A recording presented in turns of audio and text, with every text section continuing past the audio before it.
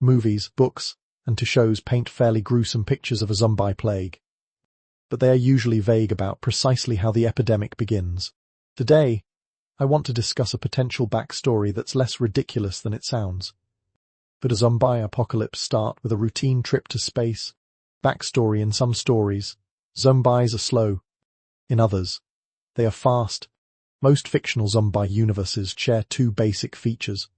You're going to need a weapon.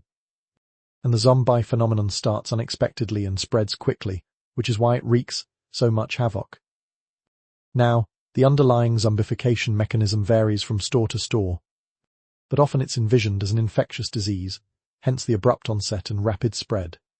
The disease vision of zombie apocalypse has so much in common with real-world epidemics that the KIK actually developed a zombie outbreak preparedness plan, and the Pentagon had a zombie outbreak training exercise. In fact, non-hoaxing textbooks and academic papers have been written with detailed mathematical and computer models of how a zombie epidemic would spread. By the way, for maximum survival, you want to go to Montana or Wyoming. See the link in the description. Unlike other government agencies, NASA still hasn't gotten on the zombie train. But maybe they should, because one scenario that's more plausible than you might think is that a zombie apocalypse could start in space. Bacteria, it may not be obvious, but spaceflight introduces some unique wrinkles into how infectious diseases might originate and spread. Let's start with bacteria. In 2006, researchers sent some salmonella on the space shuttle, brought it back down to Earth, and then infected mice with it. 90 of them died compared to just 60 from regular salmonella. The lethal dose of salmonella also dropped to just 1/3 its usual level. More infectious bacteria flown on subsequent shuttle missions showed similar changes. What's weird is that the salmonella didn't mutate. Instead, many of its genes just became overexpressed, including ones that make it more virulent. Bottom line, a few days of spaceflight can make certain bacteria significantly deadlier. Now, I know a lot of fiction says zombieism is viral and not bacterial. First of all, lots of plagues throughout history have been bacterial, but viruses. Viruses consider the walking dead. In that world, every living person has somehow already contracted the zombie virus, which lies dormant until you die, at which point zombie sound. Where the virus came from and how everyone got infected, though, have yet to be explained. So consider this. Preliminary evidence suggests that the thread structure of viral proteins, which dictates in part how viruses enter cells, may be altered in microgravity. Moreover, blood samples taken from astronauts during various stages of spaceflight show reactivation of dormant viruses that they already carry, like chickenpox or the Epstein-Barr virus, which causes mono, all of which suggests that viruses also are more virulent in orbit. Now, this could be happening due to changes in the viruses themselves, or because space flight generally weakens the human immune system, or both. NASA is not really sure yet.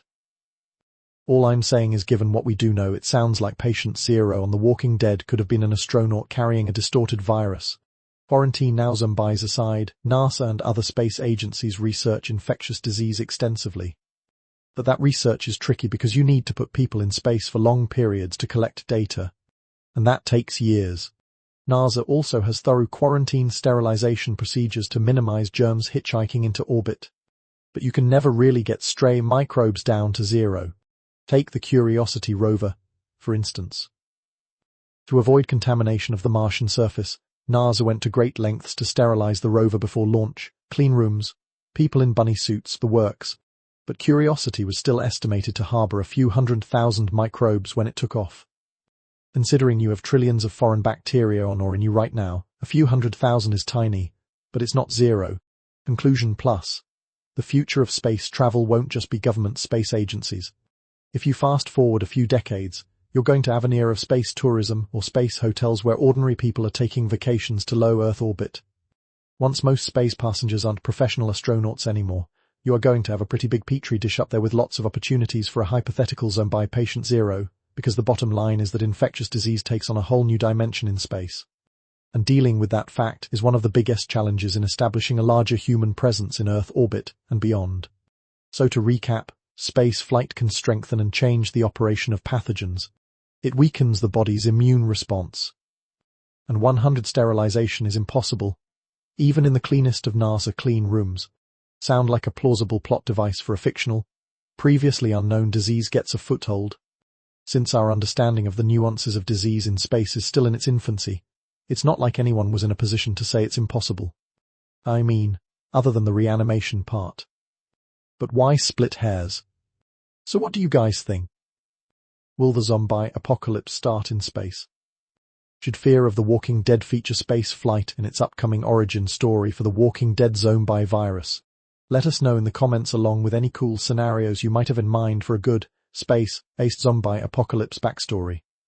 Last week's episode was about farting your way to the moon. You guys had a lot to say in the comments. At the top, let me just address all the comments about our choice of topic for this episode. Look, this was all me. I think farts are funny and that they are a good vehicle for explaining physics. I also went to school for more than 10 years, published articles in journals. I like the ballot. Go figure. So let's look at some of the physics questions that this episode prompted. Ahmed Balfi asked, if I kept releasing gas over several days, wouldn't eventually I pick up a lot of speed? In short, no. The effects when you're releasing that little mass are basically additive, and they come out from straight-up momentum conservation. Even if you released a full day's worth of gas every day for a year, you would still only build up to a few milliamperes per second of speed, just not very fast. Now, say you wanted to release decades or something worth of gas. At that point, the total amount of gas that you would have released would have been a non-trivial fraction of your body mass. And to compute everything correctly, you would have had to take that loss of mass into account and use a more correct version of momentum conservation called the rocket equation that compensates for this. Dario alluded to the rocket equation in that form of calculating momentum conservation in his comment. Tanifulka asks, could you not swim through space? There were a lot of responses indicating no because there's nothing to push against, the same way you're pushing against water on Earth. However, David Shai made a comment directing me to a paper by a MIT physicist indicating that in a curved space-time you may actually be able to do this, actually have reactionless was propellant. I am going to read up on this and make sure that I understand it right. But this could be fodder for another episode. And, finally, Remy Porter commented that he'd love to see his farts accelerate to Mach 4. You and me both. Brother, you and me both. And remember, rule number 1 for the zombie apocalypse, cardio.